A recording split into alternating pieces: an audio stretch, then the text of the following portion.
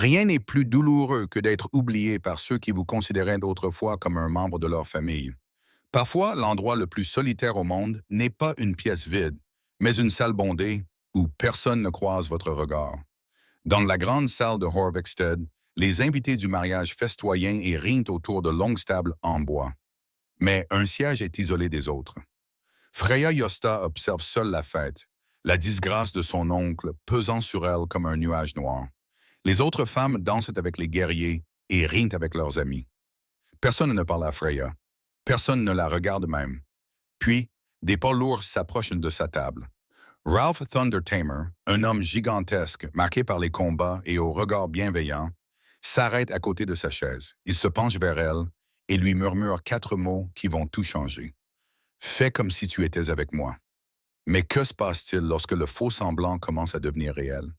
Avant de nous replonger dans l'histoire, dites-nous d'où vous nous écoutez. Et si cette histoire vous touche, n'oubliez pas de vous abonner, car demain, je vous réserve quelque chose de très spécial. La lumière des torches vacillait sur les piliers en bois sculptés de la grande salle de Jvikstead, projetant des ombres dansantes qui semblaient refléter les conversations chuchotées qui résonnaient dans le vaste espace. C'était là que les clans se réunissaient, que les alliances se nouaient et se rompaient, que l'honneur se gagnait et se perdait. Ce soir, cette salle était le théâtre du mariage de Thorvald, la fille aînée d'Ironbeard, avec le fils d'un marchand des colonies orientales, une union qui renforcerait les routes commerciales et remplirait les coffres d'argent. Freya, la fille de Léost, avait soigneusement choisi sa place à une table près du mur, à peine éclairée par la lumière, assez proche pour être présente, mais assez éloignée pour éviter toute attention indésirable. Le banc en bois brut était froid sous sa simple robe de laine, une robe teinte de la couleur des feuilles d'automne, autrefois assez belle pour la nièce d'un île. Aujourd'hui, elle était défraîchie et raccommodée plus de fois qu'elle ne pouvait les compter. Ses doigts caressaient le bord de sa chope, dont la bière intacte se réchauffait à mesure que la soirée avançait. La coupe de mariage en argent passait de main en main parmi les invités d'honneur à la table d'honneur, chacun prenant une gorgée cérémonielle pour bénir l'union. Il n'atteindrait jamais sa table. Elle ne pouvait plus partager ses symboles d'appartenance. 3 mois s'étaient écoulés depuis que son oncle, Beyond Treacherous Heart, comme on l'appelait désormais, avait été exécuté pour avoir trahi la confiance du roi Harold. 3 mois depuis que la bague brisée des yachts avait été jetée au feu, son argent fondant en une ruine informe, tout comme l'honneur de sa famille s'était évanoui. Les accusations brûlaient encore dans sa mémoire. Du grain volé destiné aux armées du roi, des accords secrets avec des pillards danois, des plans chuchotés pour renverser l'ordre légitime. Bjorn avait tout nié, même lorsqu'on l'avait traîné jusqu'à la pierre d'exécution. Mais les preuves étaient accablantes, des documents portant son sceau, des témoins qui juraient l'avoir vu rencontrer des agents ennemis, des pièces d'or trouvées cachées dans ses appartements. La justice du roi avait été rapide et absolue, et Freya, en tant que seule parente survivante, avait hérité de plus que ses terres et son bétail. Elle avait hérité de sa honte. Les rires provenant de la table d'honneur s'intensifièrent lorsqu'une nouvelle tournée d'hydromel fut servie. Ya, Eric Goldbeard leva sa corne à boire pour un nouveau toast, sa voix tonitruante résonnant dans toute la salle, à l'amour naissant qui fleurit comme les fleurs printanières après le rude gel de l'hiver. Les invités réunis rugirent leur approbation, levant leurs cornes et leurs coupes vers le ciel. Freya leva sa propre coupe sans enthousiasme, faisant semblant de participer. Elle avait autrefois aimé les mariages, avait rêvé de sa propre célébration dans cette même salle. Aujourd'hui, ses rêves lui semblaient aussi lointains que les étoiles visibles à travers le trou de fumée au-dessus de sa tête. Regardez-la, assise là, effrontée comme jamais, murmura une voix derrière elle. Astrid, la commère, épouse d'un petit propriétaire terrien, ne manquait jamais une occasion d'aiguiser sa langue. Après ce que son oncle avait fait, elle aurait dû avoir la décence de rester chez elle. C'est dans le sang, répondit une autre voix féminine. La trahison coule dans cette lignée comme un ruisseau empoisonné. Freya serra les mâchoires, mais garda les yeux fixés sur sa coupe. Se lever pour se défendre ne ferait que leur donner davantage de matière à discussion. Mieux valait endurer en silence et laisser leurs paroles rebondir sur elle comme des flèches sur un bouclier. Les musiciens entamèrent un nouveau morceau et des couples commencèrent à se former sur la piste centrale pour danser. Les jeunes hommes s'approchaient des jeunes femmes avec des sourires timides et les mains tendues. Les mères poussaient leurs filles en avant avec des regards éloquents. La danse complexe de la séduction se déroulait devant elle, un monde qu'elle pouvait observer mais auquel elle ne pouvait plus participer. Elle regarda Ingrid Fairhair, autrefois sa meilleure amie, accepter l'invitation d'Olaf, le fils du marchand. Elles avaient prévu d'être demoiselles d'honneur l'une de l'autre et avaient passé d'innombrables après-midi à discuter de ce à quoi pourrait ressembler leur mariage. À présent, le regard d'Ingrid glissait sur Freya comme si elle faisait partie du mobilier, et cette isolation la blessait plus profondément que n'importe quelle lame. Freya s'était préparée à la colère, aux accusations, voire à une hostilité ouverte. Mais cet effacement silencieux de son existence s'avéra plus difficile à supporter. Elle était devenue un fantôme hantant sa propre vie.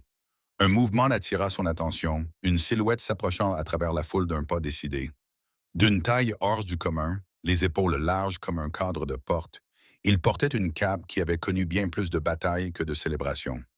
Ralph Thundermer se frayait un chemin à travers la foule comme un navire fendant les vagues, les autres invités s'écartant sans même y penser. Sa réputation le précédait dans chaque pièce. 20 ans de raids sur la route des baleines, des côtes verdoyantes de l'Irlande au marché d'épices de Constantinople. On disait qu'il avait combattu aux côtés de rois et de hors-la-loi, que son cri de guerre pouvait glacer le sang de ses ennemis avant même que sa hache ne trouve leur cou.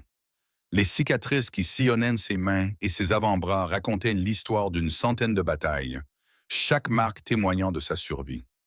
Mais ce sont ses yeux qui attirèrent l'attention de Freya, gris comme les tempêtes hivernales, mais empreintes d'une chaleur qui semblait en contradiction avec sa redoutable réputation.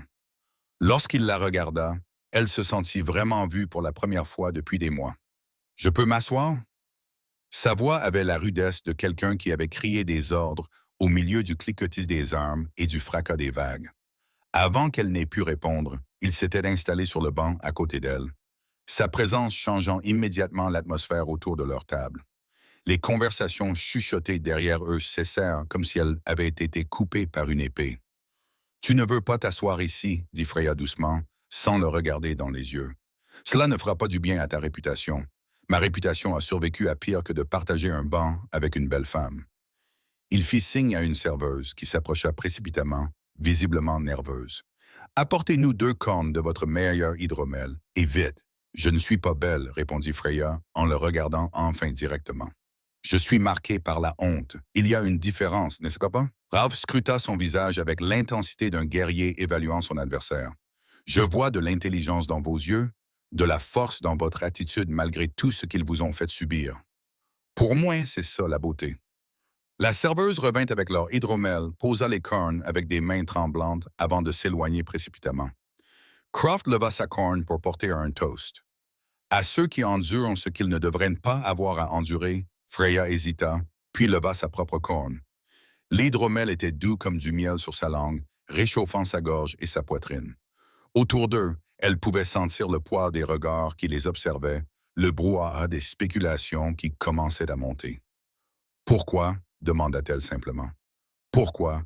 Pourquoi risquer d'être vue avec moi? Tu es parti depuis des années. Tu pourrais avoir n'importe quelle femme dans cette salle. Pourquoi choisir la seule personne qui ne peut t'apporter que des ennuis? » Roll resta silencieux pendant un long moment, regardant les danseurs virevolter et s'entremêler dans leurs figures complexes. « Peut-être que je comprends quelque chose au fait d'être marqué par le passé. Peut-être que je sais ce que c'est que de porter un poids qui n'est pas entièrement le sien. » Il y avait quelque chose dans son ton qui suggérait des courants plus profonds, des blessures cachées qui correspondaient aux siennes. Mais avant qu'elle ne puisse approfondir cette pensée, la musique changea pour une mélodie plus lente, et il se leva avec une grâce fluide. « Danse avec moi. » Ce n'était pas une demande. Freya secoua la tête. « Je ne peux pas. Les gens parleront de toute façon. » Il tendit la main, la paume cueilleuse tournée vers le haut. « Donne-leur au moins quelque chose d'intéressant à discuter. » Son cœur battait à tout rompre dans sa poitrine, tandis qu'elle fixait sa main tendue. L'accepter signifierait venir à la lumière, revendiquer une place qu'elle avait perdue, mais cela ferait aussi d'eux des cibles. « C'est de la folie, » murmura-t-elle. « Les meilleures choses le sont généralement. » Contre toute raison, Freya plaça sa main dans la sienne. Ses doigts se refermèrent sur les siens avec une douceur surprenante, et il la conduisit vers la piste de danse. Les conversations s'arrêtèrent au milieu d'une phrase lorsqu'ils passèrent. Elle sentit le poids de tous les regards dans la salle, entendit le souffle collectif de la foule qui assimilait ce qu'elle voyait.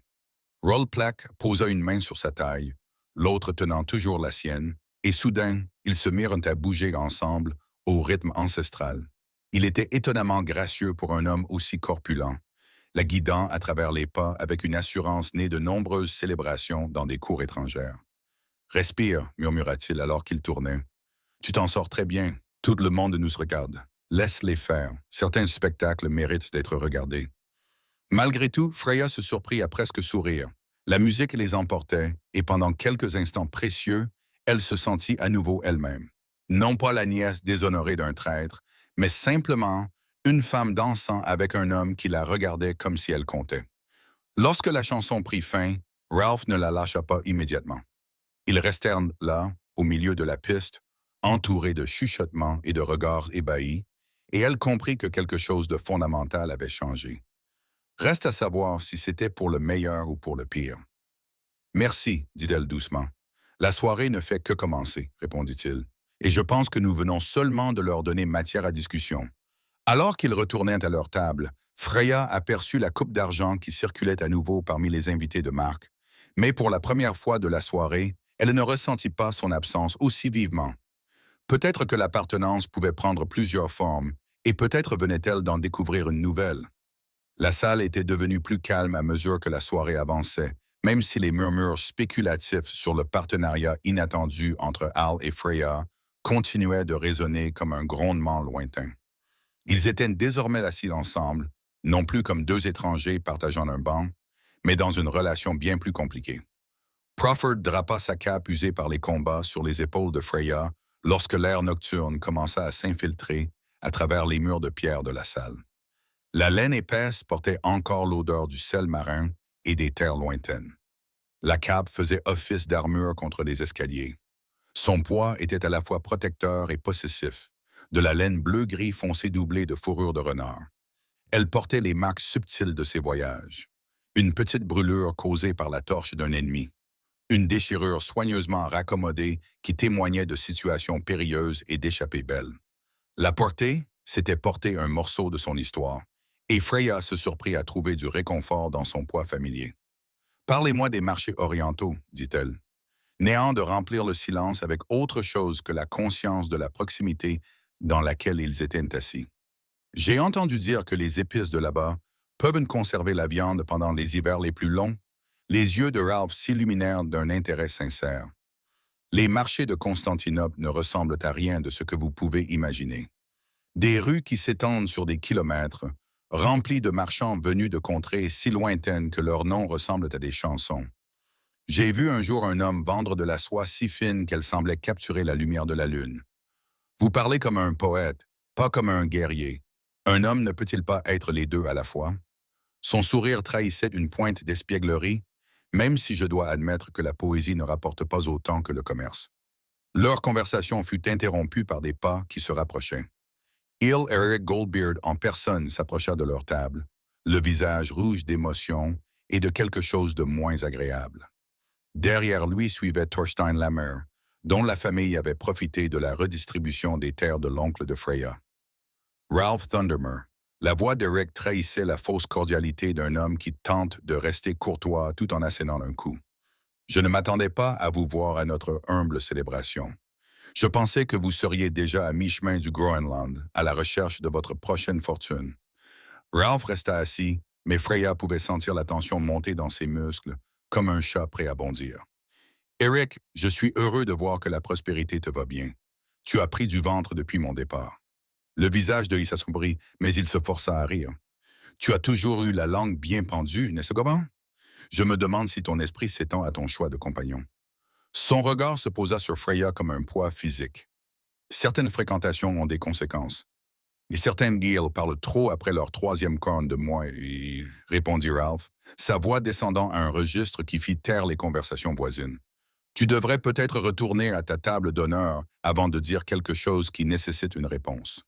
Le défi flottait dans l'air entre eux comme la fumée d'un pays funéraire. Le corps de Freya battait à tout rompre contre ses côtes. C'était exactement ce qu'elle redoutait. Sa présence entraînait les autres dans des conflits qu'ils ne méritaient pas. Skull, commença-t-elle doucement. Je devrais peut-être rester exactement où je suis. Sa main trouva la sienne sous la table. Ses doigts s'entrelacèrent avec une douceur surprenante. Nous avions une conversation agréable. Le visage d'Eric était passé du rouge au violet. Tu défendrais la nièce d'un traître, une femme dont le nom même est un poison dans la bonne société. Je défendrais quiconque mérite d'être défendu. Rawls se leva lentement, déployant toute sa taille impressionnante, et je me demande quelle compagnie respectable tu penses fréquenter. Eric, compte tenu des terres que tu t'es empressé de revendiquer lorsque Bjorn est tombé. L'accusation fit mouche. Thorstein s'avança, la main se dirigeant instinctivement vers le couteau à sa ceinture. Attention, dompteur de tonnerre. Cela ressemble dangereusement à une accusation, n'est-ce pas? Le sourire de Ralph n'avait rien de chaleureux. Comme c'est intéressant que vous l'entendiez ainsi. La confrontation aurait pu dégénérer au-delà des mots, mais le père de la mariée choisit ce moment pour appeler l'attention. La voix de Thorvald Ironbeard retentit dans la salle, coupant la tension comme une hache coupe du petit bois. Mes amis, avant que la nuit ne se fasse trop tardive, écoutons ceux qui ont voyagé de loin pour honorer cette union. La foule se tourna vers la table d'honneur, permettant à Eric de se retirer gracieusement de la confrontation, mais ses dernières mots étaient un avertissement clair. Ce n'est pas fini, Thundertoe. Certains choix ont des conséquences qui résonnent plus longtemps que prévu, comme le montre le retrait du Jarl et de son compagnon. Freya se rendit compte qu'elle tremblait, non pas de peur, mais à cause de l'étrange et bouleversante sensation d'avoir quelqu'un qui la défendait. Quand quelqu'un l'avait-il considéré comme digne d'être défendu pour la dernière fois? « Tu n'aurais pas dû faire ça, murmura-t-elle, alors que Ralph s'installait à nouveau à côté d'elle. Eric Goldbeard n'est pas un homme à contrarier à la légère. Moi non plus. Sa main tenait toujours la sienne, son pouce traçant de doux cercles sur ses jointures. De plus, quelqu'un devait lui rappeler que les terres volées à la suite de la chute d'un autre ne garantissaient pas une propriété sûre. Fryer étudia son profil tandis qu'il observait les orateurs à la table d'honneur. Il y avait chez cet homme une profondeur qu'elle commençait seulement à entrevoir. Des courants qui coulaient bien au-dessous de sa réputation de simple guerrier. « Tu connaissais mon oncle. » Ce n'était pas une question, et Hal ne prétendit pas le contraire. Je le connaissais. Bjorn Leost était respecté lorsque je suis parti pour les raids à l'Est. Que s'est-il passé pendant mon absence? Ce fut d'un véritable choc. Tout le monde dit que les preuves étaient accablantes. Les preuves peuvent être arrangées, si l'on a les bonnes relations et une motivation suffisante. Il se tourna pour la regarder directement. « Crois-tu qu'il était coupable? » La question la frappa comme un coup physique. Pendant des mois, elle avait repoussé ses doutes, acceptant la culpabilité de son oncle comme le prix à payer pour aller de l'avant. Mais dans l'obscurité des nuits sans sommeil, les questions la rongeaient comme des loups affamés. « Je ne sais pas, admit-elle. Oncle Bjorn était beaucoup de choses.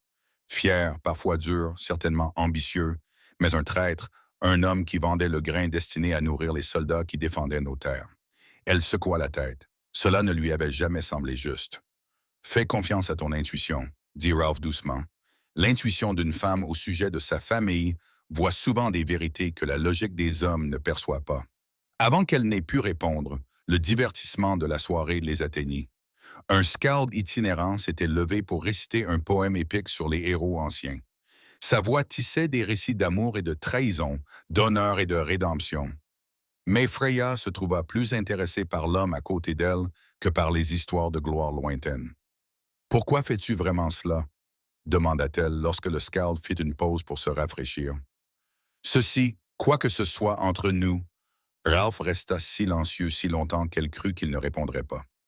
Lorsqu'il prit enfin la parole, ses mots avaient le poids d'une vérité mûrement fléchie. Parce que parfois, les personnes les plus seules se reconnaissent dans une salle bondée. Parce que tu avais l'air d'avoir besoin d'un ami. Parce que faire semblant d'être avec toi ne me semble pas du tout être un jeu de rôle. L'honnêteté dans sa voix lui coupa le souffle. Autour d'eux, la fête continuait. Des rires et de la musique, le tintement des verres et le frottement des pieds qui dansaient. Mais dans leur petit coin de la grande salle, quelque chose de fragile et de précieux prenait racine. Les gens vont attendre des explications, l'avertit-elle. Ils voudront savoir quelles sont tes intentions, si c'est sérieux ou juste un caprice passager. Et que veux-tu que je leur dise? Je ne sais pas. Elle se tourna vers lui, étudiant les cicatrices qui retraçaient son parcours à travers d'innombrables batailles. Quelles sont tes intentions, Ralph Thunder? Que se passera-t-il quand la soirée sera terminée et que la lumière du jour nous ramènera à la réalité?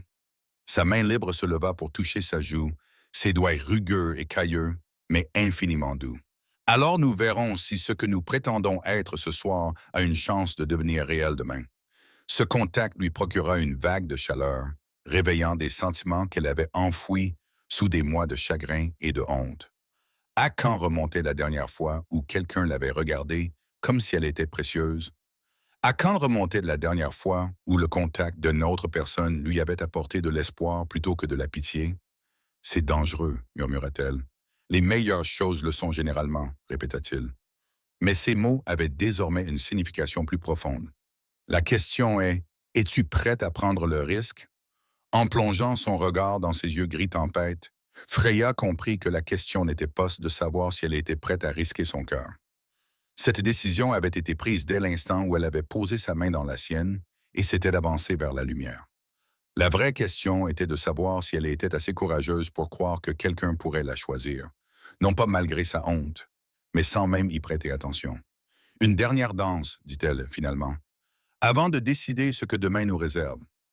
Cette fois, lorsqu'ils entrèrent sur la piste, Freya leva la tête et se dirigea directement vers les escaliers. Qu'il chuchote, qu'il spécule. Pour ce soir au moins, elle n'était pas seule. L'aube s'étendait sur Dvekstead comme un animal prudent. Une lumière pâle filtrait à travers la fumée et la brume qui planait en permanence au-dessus du village. Freya se réveilla dans sa petite maison, le souvenir de la veille enveloppant son esprit comme le manteau de Ralph, qui était toujours posé sur la chaise où elle l'avait soigneusement placé avant de s'endormir. La laine conservait son parfum, un mélange de cuir d'acier et de quelque chose d'indéfinissable et de masculin qui faisait battre son cœur plus fort malgré elle. Elle s'attendait à se réveiller avec des regrets, à découvrir que la lumière du jour avait effacé la magie de leur rencontre inattendue. Au lieu de cela, elle ressentit quelque chose qu'elle n'avait pas éprouvé depuis des mois, l'anticipation. Ce sentiment la rendait nerveuse. Freya s'habilla avec soin, enfilant sa deuxième plus belle robe, une robe en laine vert foncé qui faisait ressortir la couleur de ses yeux. Elle avait vendu la plupart de ses vêtements, les plus raffinés pour payer les dettes de son oncle, mais elle avait gardé celui-ci, en souvenir de qui elle était, avant que la honte ne devienne sa compagne permanente. Alors qu'elle tressait ses longs cheveux blonds, elle se surprit à se demander si Hal la trouverait belle à la lumière du jour.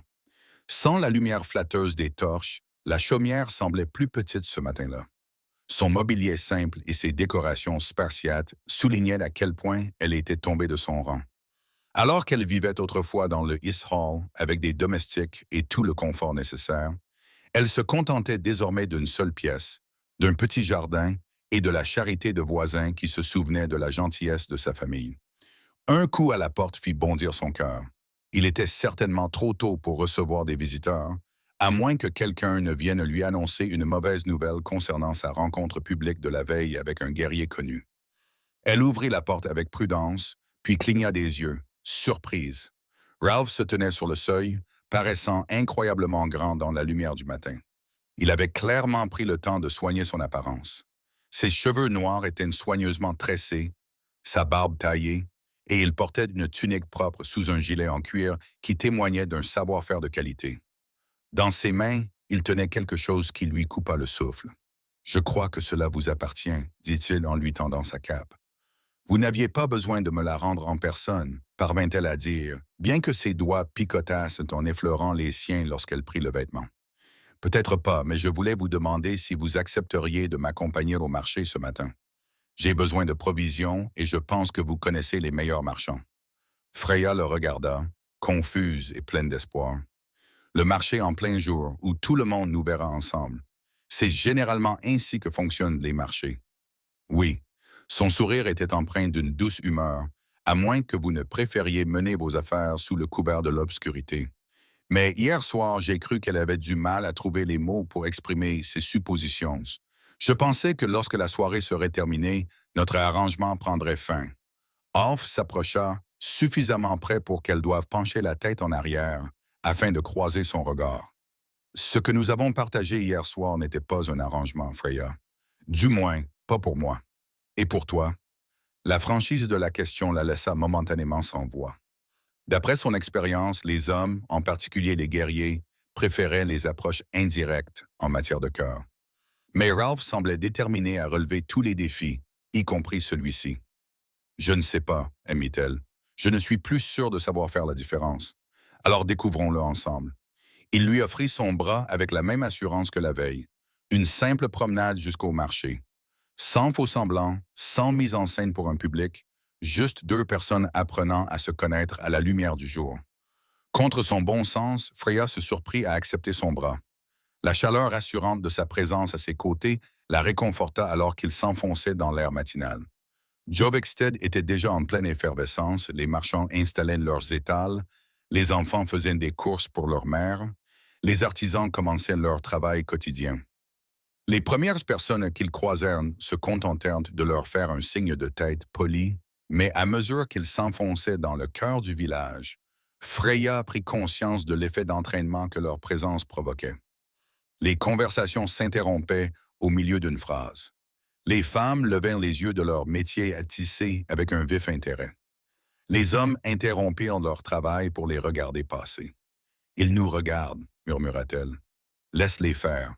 Je préfère être regardé plutôt qu'ignoré, pas toi. » Ces observations la frappèrent avec une force inattendue. Pendant des mois, elle avait aspiré à l'invisibilité, avait essayé de se fondre dans l'ombre et d'éviter d'attirer l'attention. Mais n'était-ce pas là une autre forme d'exil? Au moins, être regardée signifiait qu'elle existait toujours dans leur monde, même si c'était comme un objet de curiosité. Ils s'arrêtèrent devant l'étal de Gunnar l'orfèvre, où l'artisan exposait ses marchandises sur des tables recouvertes de riches tissus. Ralph examina plusieurs pièces avec l'œil de quelqu'un habitué aux produits de qualité, mais c'est un simple peigne en os sculpté qui attira son attention. « C'est un travail magnifique », dit-il en soulevant le peigne pour le mettre à la lumière. L'os était poli jusqu'à briller doucement, sculpté de motifs entrelacés complexes, qui témoignaient d'heures de travail patient. « C'est ma fille qui l'a fabriqué », dit Gunnar fièrement. « Elle vient de commencer à apprendre le métier, mais elle a des mains habiles. » Ralph se tourna vers Freya, le peigne dans la paume de sa main. « Vos cheveux sont trop beaux pour être retenus par des épingles ordinaires. Ils méritent quelque chose de spécial. » Avant qu'elle n'ait pu protester, il négociait déjà le prix avec Gunnar. Les yeux de l'orfèvre passaient d'eux à elle avec un intérêt à peine dissimulé. Voici un potin qui allait se répandre dans le marché avant que le soleil n'atteigne son zénith. « Tu ne devrais pas, » dit Freya doucement, tandis que Ralph comptait les pièces d'argent. « Les gens vont penser que j'apprécie la beauté quand je la vois. » Il lui tendait le peigne avec un sourire. Et ils auront raison. Ce cadeau simple avait une valeur bien supérieure à sa modeste valeur marchande.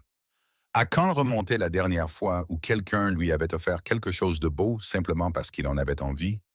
L'os était chaud au toucher et elle se surprit à suivre du bout des doigts les motifs sculptés. « Merci, dit-elle avec une sincérité bien supérieure à ce que les mots pouvaient exprimer. Ils continuèrent leur chemin à travers le marché, et Freya commença peu à peu à remarquer un changement dans la façon dont les gens réagissaient à sa présence, alors qu'auparavant, ils lui avaient tourné le dos ou l'avaient carrément évité.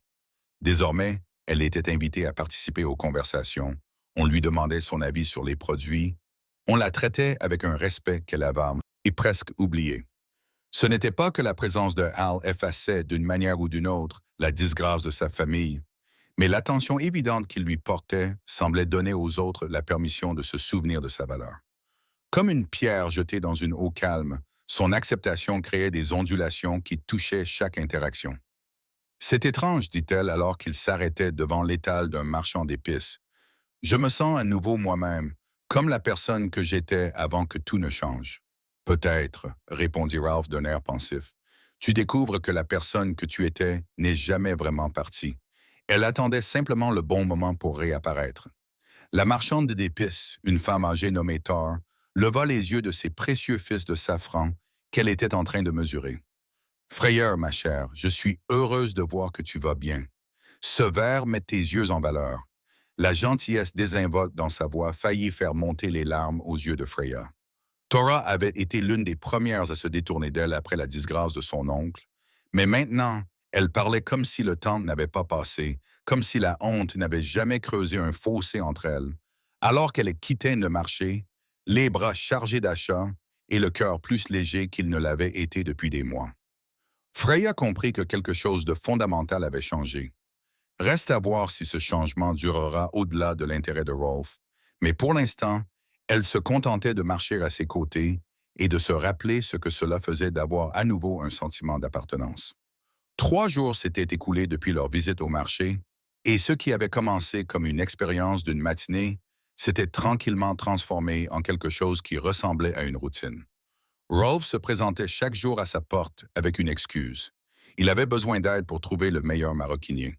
Ou il voulait son avis sur les tissus pour une nouvelle cape, ou il prétendait être curieux de découvrir le vieux cercle de pierre qui se dressait sur la colline surplombant le village.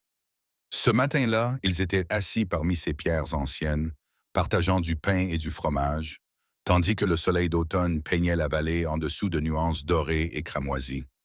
Freya l'avait amené ici en partie pour échapper à la surveillance constante de la ville, mais surtout parce que cet endroit avait une signification particulière pour elle et qu'elle avait envie de le partager avec lui.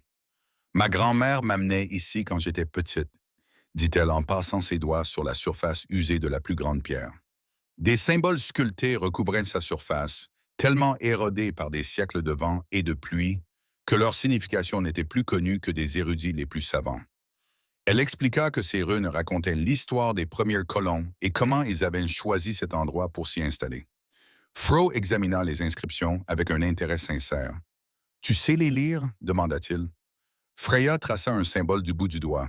Celui-ci signifie « voyage ». Celui-là représente un havre de paix. Et celui-ci, elle s'arrêta devant une gravure plus complexe. C'est la rune du nouveau départ. Ta grand-mère t'a appris à lire les écritures anciennes. Elle m'a appris beaucoup de choses. Les langues, l'histoire, les propriétés curatives des herbes. La voix de Freya exprimait à la fois de la fierté et de la tristesse. Elle disait que la connaissance était le seul trésor qui ne pouvait jamais être volé, même lorsque tout le reste était perdu. Le fragment de pierre runique gisait partiellement enfoui à la base de l'ancien monument. Un morceau qui s'était détaché il y a des décennies, mais qui était trop lourd pour être retiré. Freya l'avait découvert lorsqu'elle y était enfant et en avait fait son trésor personnel, un lien tangible avec les ancêtres qui avaient foulé cette terre avant elle. Elle semble être une femme sage, dit Ralph. J'aurais aimé la rencontrer. Elle t'aurait apprécié, je pense. Elle disait toujours que la véritable force ne se mesurait pas à la puissance des coups qu'un homme pouvait porter, mais à la douceur avec laquelle il pouvait toucher ce qui lui tenait à cœur. Les mots restèrent suspendus entre eux, lourds de sens. Les yeux de Prol croisèrent les siens, et elle y vit quelque chose qui fit battre son cœur plus fort. Ce n'était pas l'intérêt désinvolte d'un homme qui passe le temps, mais quelque chose de plus profond et de plus dangereux. « Parle-moi de tes voyages, dit-elle rapidement, ayant besoin de s'éloigner de l'intensité du moment. Tu as mentionné Constantinople. Comment était-ce vraiment? Ralph s'adossa contre le cercle de pierre, le regard lointain, comme un rêve fait de marbre et d'or. Des rues si larges qu'une armée aurait pu y défiler. Des bâtiments qui s'élevaient vers le ciel comme des prières devenues de réalité. Mais c'était aussi un endroit où un homme pouvait se perdre complètement s'il ne faisait pas attention. C'est ce qui t'est arrivé, tu t'es perdu. Il resta silencieux si longtemps qu'elle se demanda si elle n'avait pas franchi une limite invisible. Quand il finit par parler, sa voix portait le poids de vérité soigneusement gardée. Pendant un certain temps, oui. Quand on passe des années à se battre pour les autres, pour l'or des autres, on finit par oublier pourquoi on se bat de soi-même. Je suis devenu très doué pour être ce que les gens attendaient de moi. Guerrier, épée, homme de main. Mais j'ai cessé d'être moi-même. Qu'est-ce qui vous a ramené ici? Une lettre. Son sourire n'avait rien d'amusé. Des nouvelles de chez moi qui m'ont rappelé que j'avais des liens avec cet endroit. Des responsabilités que j'avais évitées. Parfois, il faut voyager jusqu'au bout du monde pour se rappeler où est sa place. Freya sentit plusieurs niveaux de sens sous ces mots. Des courants qu'elle ne parvenait pas tout à fait à déchiffrer. Quel genre de responsabilité? Le genre qui implique de vieilles dettes et des loyautés encore plus anciennes. Il se tourna vers elle. Et toi, avant la chute de ton oncle, que rêvais-tu de faire de ta vie? La question l'a pris au dépourvu. Pendant des mois, son monde s'était réduit à la simple survie, à endurer chaque jour sans faire honte à son nom de famille. Elle avait presque oublié qu'il y avait eu un temps où l'avenir offrait des possibilités autres que la simple endurance. Je voulais être guérisseuse, admit-elle, comme ma grand-mère. Elle m'a appris quelles herbes pouvaient soulager la douleur, quelles tisanes pouvaient me faire baisser la fièvre, comment réduire une fracture pour qu'elle guérisse bien et soit solide. J'étais doué pour ça. Les gens me faisaient une confiance. Ils pourraient te faire confiance à nouveau. Pas après, répondit-elle vaguement, englobant tout le poids de la disgrâce de sa famille. Parce que ton oncle a été accusé de trahison, tes mains ont oublié comment soigner. La voix de Ralph portait un doux défi. Parce que son nom a été sali, tes connaissances sont devenues sans valeur. Tu ne comprends pas. Dans un endroit comme celui-ci, la réputation est tout. Qui confierait la fièvre de son enfant à la nièce d'un traître? Quelqu'un dont l'enfant était suffisamment malade pour se soucier davantage d'obtenir de l'aide que de la politique. Il tendit la main et prit la sienne, entrelaçant ses doigts avec les siens. Ta valeur n'est pas déterminée par ce que les autres ont fait ou n'ont pas fait. Brea, elle est déterminée par qui vous choisissez d'être. Ce simple contact fit monter une vague de chaleur le long de son bras, et elle se retrouva penchée vers lui, presque sans y penser. L'air automnal transportait l'odeur de la fumée des bois et des feuilles mourantes. Mais tout ce sur quoi elle pouvait se concentrer était la force constante de sa présence à ses côtés. Vous donnez l'impression que c'est facile, dit-elle. Rien de valable n'est facile, mais cela ne signifie pas que c'est impossible. Ils restèrent assis dans un silence confortable pendant un moment, observant la colonie en contrebas vaquer à ses occupations quotidiennes. De cette distance, les gens ressemblaient à des jouets évoluant dans des décors soigneusement arrangés, leurs drames et leurs conflits individuels réduits à des proportions gérables. Je peux te poser une question, finit par dire Freya. Tout ce que tu veux. Le premier soir du banquet de mariage, tu as dit que tu comprenais ce que signifiait être marqué par le passé. Que voulais-tu dire? La main de Rolf se resserra légèrement sur la sienne et elle vit quelque chose passer sur son visage. Ce n'était pas tout à fait de la douleur, mais quelque chose qui s'en rapprochait. Nous portons tous des cicatrices, Freya. Certaines sont visibles.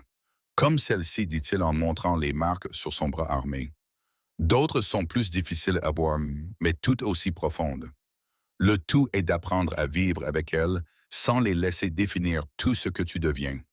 Ce n'était pas une réponse complète, mais elle sentait que c'était tout ce qu'il était prêt à donner pour l'instant. Tout le monde avait des secrets, des blessures trop douloureuses pour être exposées au grand jour. Elle pouvait respecter cela, d'autant plus que sa présence l'aidait à guérir ses propres blessures. Merci, dit-elle simplement. Pourquoi? Pour m'avoir rappelé que je suis toujours là, toujours moi-même sous tout le reste. Il leva leurs mains jointes et déposa un baiser délicat sur ses jointures. Tu n'as jamais cessé d'être toi-même, Freya. Tu as juste oublié comment le montrer aux autres. Le défi se présenta par un matin frais, alors que le givre argentait encore l'herbe et que le souffle formait de la buée dans l'air froid. Freya s'occupait de son petit jardin, récoltant les dernières herbes avant que l'hiver ne les emporte, lorsqu'elle entendit du bruit provenant du terrain d'entraînement, des cris et le bruit du métal contre le métal porté par le vent. Mais ces sons avaient quelque chose de différent, moins ludique que l'entraînement matinal habituel, plus urgent. Elle se redressa, essuya la terre de ses mains et vit une foule se rassembler près du centre-ville. Son cœur se mit à battre plus fort lorsqu'elle remarqua la tension dans l'attitude des gens, la façon dont ils se regroupaient comme des moutons sentant la présence de loups à proximité. Ce n'était pas le rassemblement détendu de ceux qui assistent à une compétition amicale. Freya se précipita vers l'agitation. Elle serra sa cape de laine contre elle pour se protéger du froid matinal.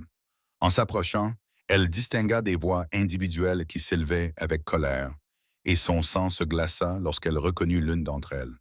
Tu penses pouvoir revenir à Jorvikstead et revendiquer ce qui ne t'appartient pas? Magnus Bloodaxe se tenait au centre d'un cercle informel, le visage rouge de rage et dalle matinale.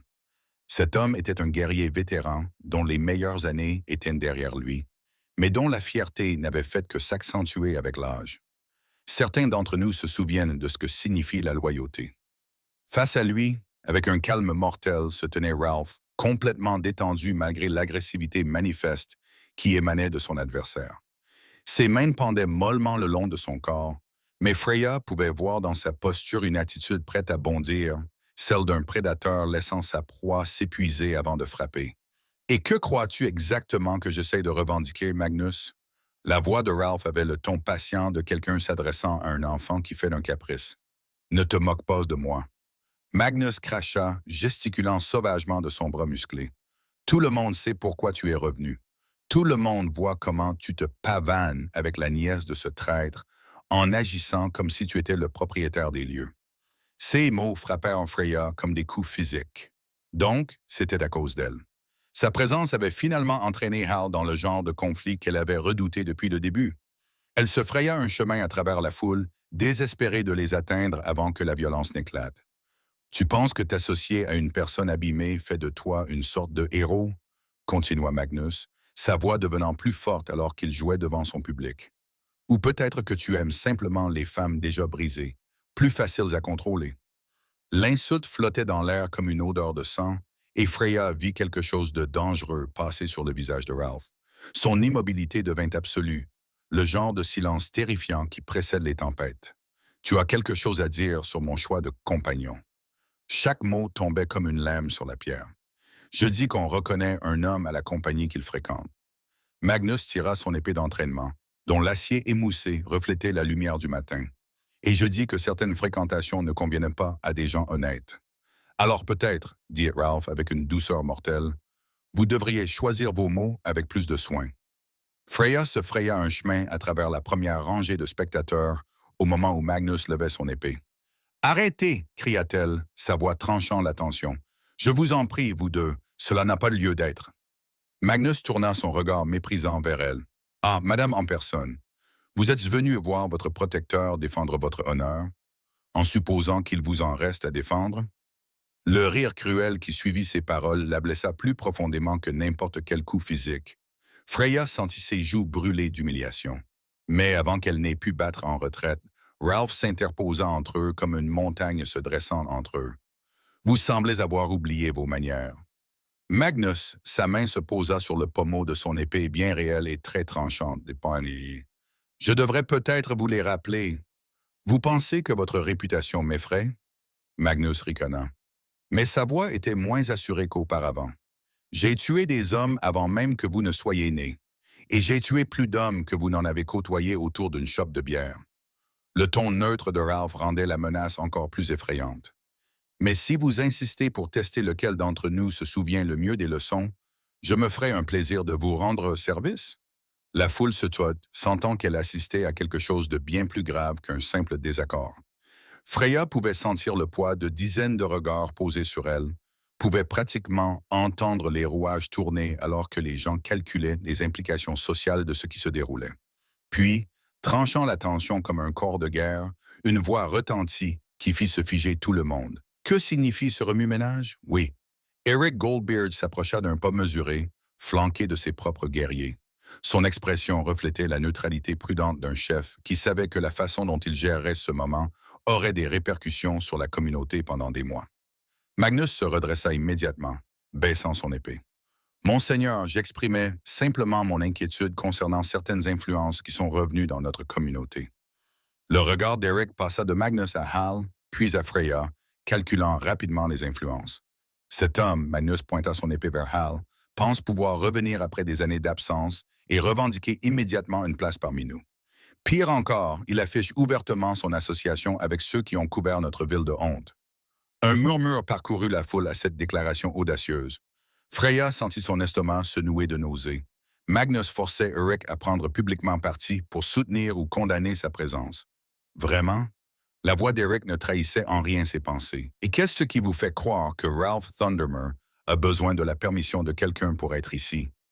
La question prit Magnus au dépourvu. Il s'attendait clairement à ce que le jarl soutienne sa position, et non à ce qu'il remette en question son autorité pour défier Rolf. Monseigneur, vous voyez sûrement le danger que je perçois. Eric l'interrompit avec douceur. Un homme qui perturbe la paix de ma ville sur la base de ragots et de spéculations, les yeux fixés sur Magnus avec une intensité glaciale. Dites-moi voir, depuis quand êtes-vous devenu l'arbitre de qui a sa place à Jorvikstead? Cette réprimande publique frappa Magnus comme une gifle. Son visage passa du rouge au blanc lorsqu'il réalisa qu'il avait largement dépassé les bornes. Je, je pensais simplement que vous vous trompiez. Le ton d'Eric était sans appel. Le professeur Thundertimmer est un guerrier à la réputation éprouvée qui a fait honneur à notre communauté par ses actes. S'il choisit de passer du temps avec Freya Yostia, c'est sa décision. Les mots du Jarl étaient soigneusement choisis, soutenant Halfel sans pour autant défendre Freya, maintenant l'équilibre politique tout en désamorçant la crise immédiate. Mais Freya perçut autre chose dans son expression, une lueur de calcul qui suggérait que cette confrontation servait ses intérêts d'une manière qu'elle ne comprenait pas encore. Magnus rangea son épée avec une réticence évidente. Bien sûr, monseigneur, j'ai parlé trop vite. Oui, acquiesça froidement Eric. C'est vrai. Tu devrais peut-être prendre le temps de réfléchir avant de parler. Alors que la foule commençait à se disperser, Freya sentit la main de Ralph se poser sur son épaule. Non pas de manière possessive, mais protectrice. Le geste était discret, mais sa signification était claire pour tous ceux qui observaient la scène. Le messager arriva 3 jours après la confrontation avec Magnus, son cheval couvert de sueur, le visage sombre sous le poids d'une nouvelle urgence. Freya remarqua d'abord l'agitation depuis la fenêtre de sa maison, le bruit des sabots au grand galop, suivi de cris et du son du corps qui convoquaient les dirigeants de la ville à un conseil d'urgence. Elle était en train de broyer des herbes avec son mortier et son pilon, préparant les remèdes d'hiver dont les gens auraient besoin dans les mois à venir. Malgré l'humiliation publique de Magnus, la nouvelle de ses connaissances en matière de guérison avait commencé à se répandre discrètement dans la communauté. La femme d'un fermier était venue chercher un remède pour la toux persistante de son mari. Une mère avait demandé un onguent pour soulager la douleur de son enfant qui faisait ses dents. De petits pas vers la reconquête du rôle qu'elle avait perdu, mais des progrès néanmoins. Le parchemin ensanglanté portait le sceau royal, sa serre rouge pressée avec la bague du roi lui-même. Freya le reconnut comme celui qui lui avait été remis le jour terrible où un message similaire était arrivé, annonçant les accusations portées contre son oncle et exigeant son arrestation immédiate. Ses mains tremblaient tandis qu'elle posait son travail, les souvenirs lui revenant avec une douloureuse clarté. Et en moins d'une heure, la nouvelle s'était répandue comme une traînée de poudre à travers Jorvikstead. Des pillards danois avaient attaqué 3 villages le long de la côte nord, incendiant des maisons et prenant des otages. Mais ce n'était pas un raid ordinaire.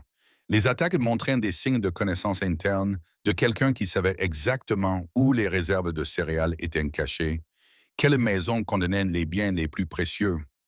Lorsque les guerriers locaux partaient en expédition de chasse, le schéma était effroyablement familier. C'était exactement ce dont son oncle avait été accusé. Fournir des informations à l'ennemi en échange d'or. Freyr trouva Ralph chez le forgeron, où il faisait examiner son épée pour l'entretien hivernal. L'arme reposait sur l'enclume, son acier brillant malgré les cicatrices d'innombrables combats.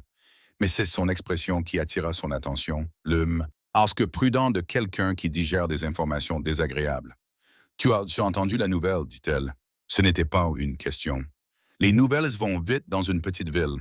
Il prit son épée, testant son équilibre avec une précision automatique, surtout les nouvelles qui confirment les pires soupçons des gens. Ils disent déjà que cela prouve que mon oncle était coupable, dit Freya doucement. Que si les Danois continuent à obtenir des informations confidentielles, cela signifie que son réseau de traîtres est toujours actif. Et qu'en penses-tu? La question était douce, mais elle perçut l'inquiétude profonde qui se cachait derrière. Rolf ne lui demandait pas seulement son avis, mais cherchait à savoir si elle se laisserait influencer par l'opinion publique ou si elle resterait fidèle à ses propres convictions. Je pense, dit-elle prudemment, qu'il est pratique que les Reds suivent le même schéma que celui qui a condamné mon oncle. Presque trop pratique, ajouta Crappen, ce qui signifie que si quelqu'un voulait s'assurer que la culpabilité de mon oncle ne soit jamais remise en question, il faudrait fournir des preuves continues que son réseau était toujours opérationnel. Quel meilleur moyen que d'organiser des raids correspondant à ces crimes présumés? C'était une théorie dangereuse, qui suggérait un complot délibéré plutôt qu'une simple trahison continue.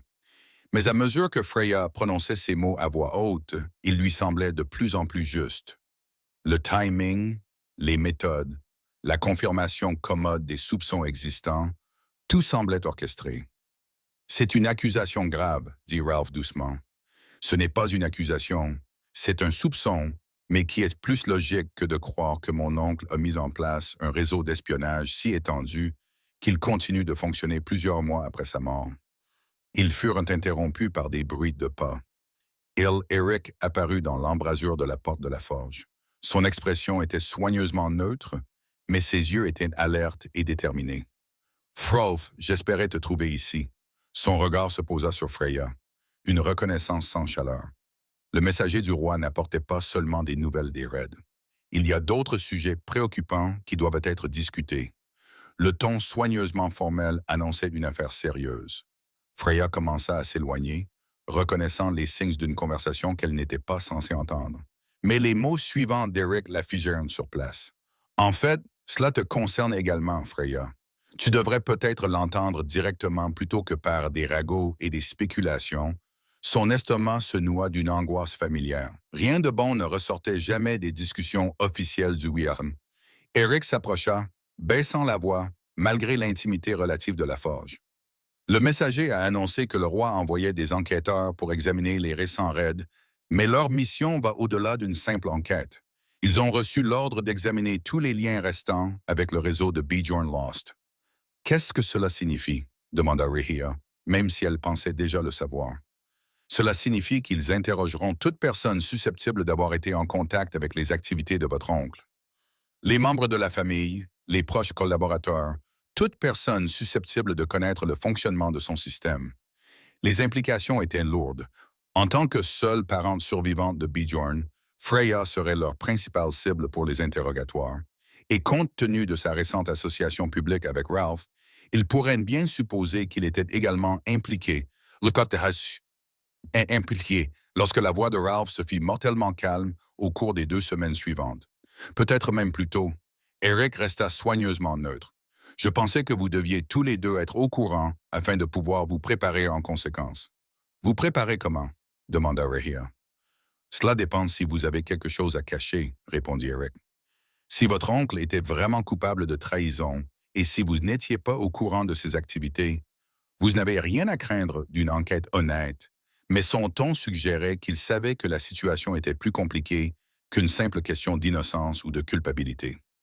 Les enquêteurs royaux n'étaient pas réputés pour leur subtilité ou leur intérêt pour les nuances de la vérité. Ils chercheraient des réponses rapides et décisives qui satisferaient leurs supérieurs. Et si ces réponses nécessitaient de trouver de nouveaux boucs émissaires, qu'il en soit ainsi. Et si l'enquête conclut qu'il y a encore des traîtres actifs, demanda-t-elle.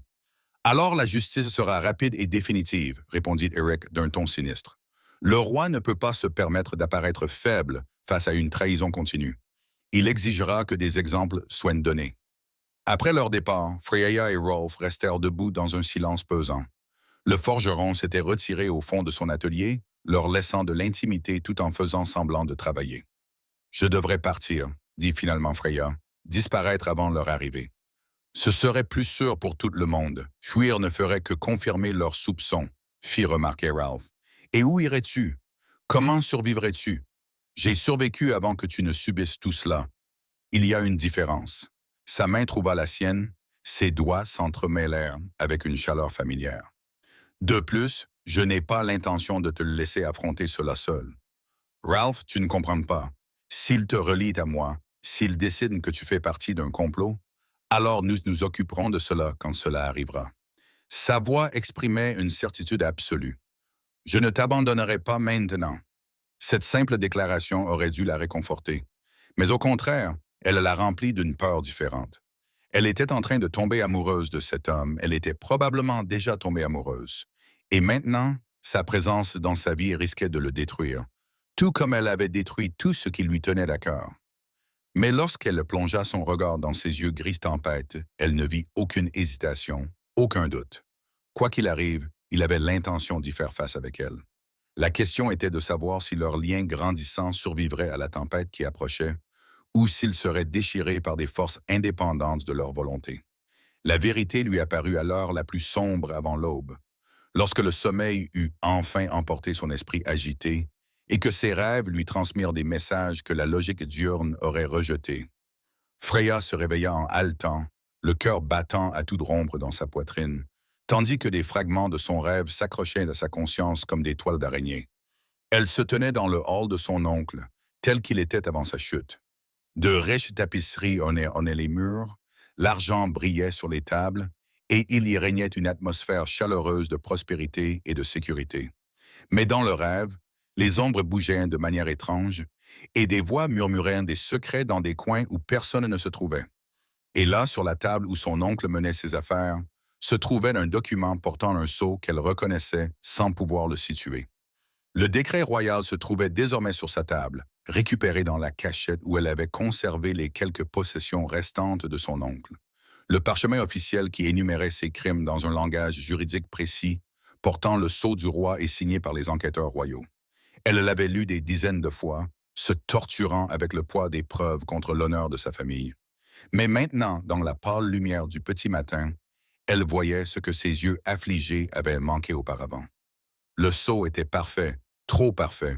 La cire ne présentait aucune fissure, aucune trace d'usure due au transport, aucune des petites imperfections qui caractérisaient les documents royaux authentiques, et le parchemin lui-même, bien que coûteux, ne portait pas le filigrane distinctif qui marquait la correspondance royale officielle. Ses mains tremblaient tandis qu'elle examinait le document de plus près. L'écriture était habile, le langage juridique précis, mais il y avait de subtiles différences par rapport aux documents royaux authentiques qu'elle avait vus dans les transactions commerciales légitimes de son oncle. De petites variations dans la formation des lettres, de légères incohérences dans les phrases formelles qui ouvraient et fermaient des proclamations officielles.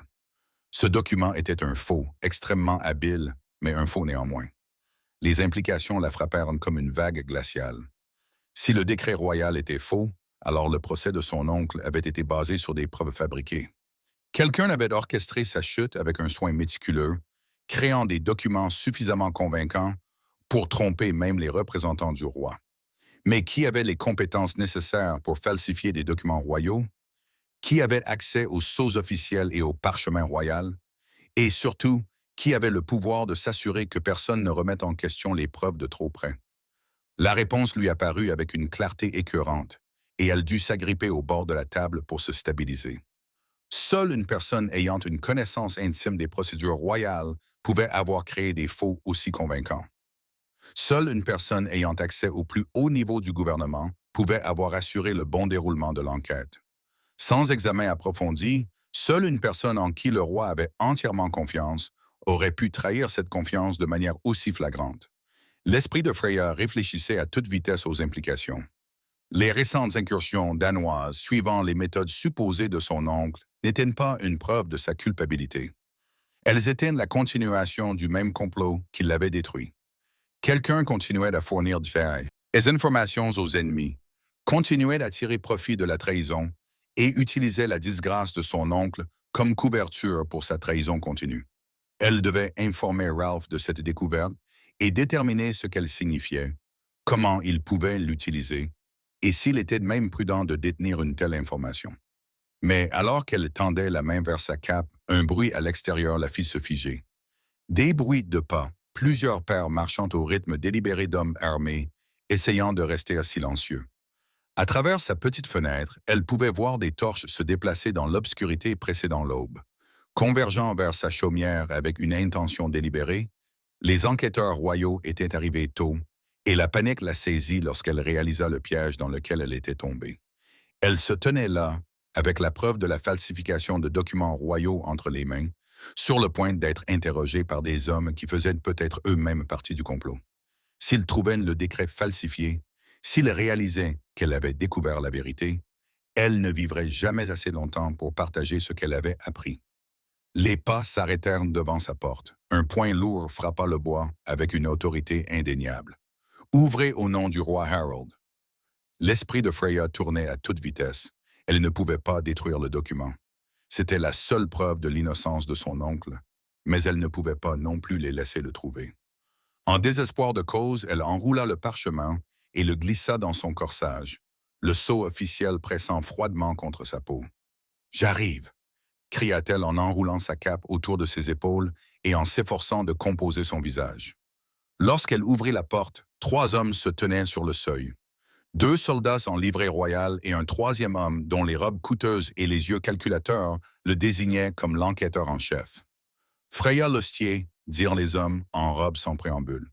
Je suis Ragnar, le chercheur de vérité, ici sur ordre direct du roi Harold. Vous allez nous accompagner pour être interrogés au sujet d'activités traîtresses. Je n'ai rien fait de mal. Elle réussit à garder une voix ferme. Cela sera déterminé par une enquête en bonne et due forme. Son sourire n'avait rien de chaleureux. Rassemblez tout ce dont vous avez besoin pour un séjour prolongé. Vous ne rentrerez pas chez vous tant que nous ne serons pas satisfaits de vos réponses. Un séjour prolongé. Ces mots lui glacèrent le sang. Elle avait entendu des rumeurs sur ce qui arrivait à ceux qui étaient emmenés pour un interrogatoire prolongé par les enquêteurs royaux. Beaucoup ne revenaient jamais. Alors qu'elle rassemblait quelques affaires avec des mains tremblantes, son esprit travaillait désespérément. Elle devait prévenir Harold. Il fallait qu'il sache ce qu'elle avait découvert. Mais comment communiquer avec lui alors qu'elle était sur le point d'être enfermée sous bonne garde?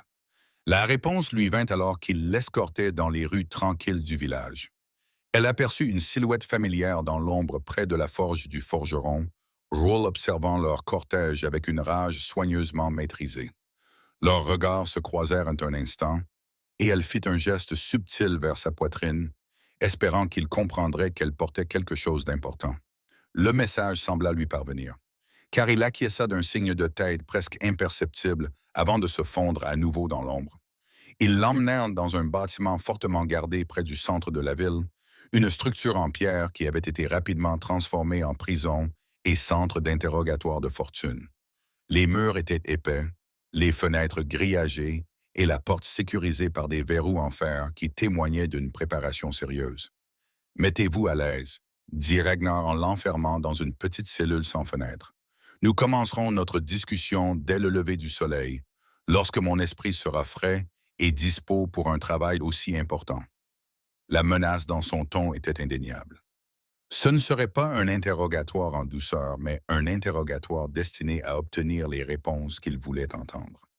Indépendamment de leur rapport à la vérité, seule dans l'obscurité, Freya appuya son dos contre le mur de pierre froid et essaya de réfléchir. Le décret falsifié était toujours caché contre sa peau, sa présence à la fois réconfortante et terriblement dangereuse. Elle possédait la preuve d'une conspiration qui atteignait les plus hauts niveaux du pouvoir, mais elle était piégée, incapable d'agir sur la base de ces informations. Pire encore, elle réalisa avec horreur que Hal risquait de tomber dans le même piège. Si les enquêteurs décidaient qu'il faisait partie de son réseau présumé, ils l'arrêteraient ensuite. Et s'il essayait de l'aider à s'échapper ou de contester leur autorité, il ne ferait que confirmer leurs soupçons quant à sa culpabilité. Le complot qui avait détruit son oncle se resserrait autour d'eux deux, et elle ne voyait aucun moyen d'échapper à ses griffes. Tout ce qu'elle pouvait faire, c'était espérer que Hal comprenne le danger à temps, qu'il trouve un moyen d'utiliser la vérité qu'elle avait découverte avant qu'il ne soit trop tard pour eux deux. Dehors, elle pouvait entendre les enquêteurs s'installer pour leur travail. Bientôt, ils commenceraient à lui extorquer les aveux dont ils avaient besoin pour satisfaire leurs supérieurs et clore définitivement cette affaire. À moins d'un revirement spectaculaire, Dawn signerait la fin de tout espoir de justice ou de survie. L'ironie était amère au-delà des mots. Elle avait enfin découvert la vérité qui pouvait blanchir le nom de sa famille et démasquer les véritables traîtres. Mais elle était impuissante à agir sur cette connaissance, piégée par la conspiration même qu'elle avait découverte. Tout ce qu'elle pouvait faire, c'était prier pour que Hal se montre aussi ingénieux que sa réputation le suggérait, et que d'une manière ou d'une autre, contre toute attente, la vérité trouve un moyen de sortir de l'ombre où elle avait été enfouie. Ralph passa les heures qui suivirent l'arrestation de Freya à se préparer minutieusement, se déplaçant dans l'ombre de Dvikstead comme le fantôme que ses anciens camarades l'avaient autrefois surnommé. Le message qu'elle lui avait transmis par ce geste subtil sur sa poitrine lui disait tout ce qu'il avait besoin de savoir. Elle avait découvert quelque chose d'important, quelque chose de caché, quelque chose qui changeait tout dans leur situation. Mais d'abord, il avait besoin d'alliés, ce qui signifiait révéler des vérités qu'il avait espéré garder enfouies jusqu'au moment opportun. La vieille épée lui semblait familière lorsqu'il la sortit de sa cachette sous le plancher de sa chambre louée. Ce n'était pas l'arme marquée par les combats qu'il portait ouvertement, mais quelque chose de bien plus important, une lame forgée dans les ateliers royaux. Son pommeau portait la marque des Thundersworn, la garde d'élite qui servait directement sous les ordres du roi. Half Thunder Tamer n'était pas seulement un guerrier errant qui était rentré chez lui. Il était le capitaine Half Erickson des Thundersworn, envoyé par le roi Harold lui-même pour enquêter sur les activités traîtresses qui avaient ravagé les colonies du Nord. Sa mission consistait à déterminer si le réseau de Bjorn Leostier avait vraiment été démantelé ou si d'autres conspirateurs restaient cachés à des postes de confiance. L'ironie était amère, au-delà des mots. On lui avait ordonné d'enquêter sur la femme dont il était tombé amoureux afin de déterminer si elle représentait une menace pour la sécurité du royaume. Au lieu de cela, il avait découvert qu'elle était autant une victime que n'importe qui d'autre et que la véritable conspiration était bien plus profonde que quiconque ne le soupçonnait. Sa première étape fut la maison de Thorvald le Sage, le doyen de la colonie. Un homme dont la mémoire remontait à la fondation de Duvexted.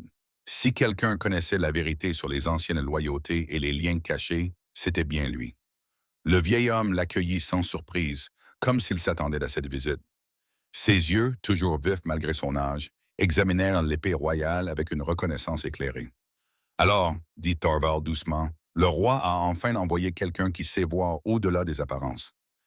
Il en a mis du temps. Vous le saviez? Demanda Ralph. Je surveille les allées et venues dans cette colonie depuis 70 ans. Vous croyez que je ne remarquerai pas quand quelqu'un commence à poser les bonnes questions au lieu d'accepter des réponses commodes? Le vieil homme lui fit signe de s'asseoir. La vraie question est, que comptez-vous faire de ce que vous avez appris? Cela dépend de ce que vous pouvez me dire sur la nuit où Bjorn a été arrêté.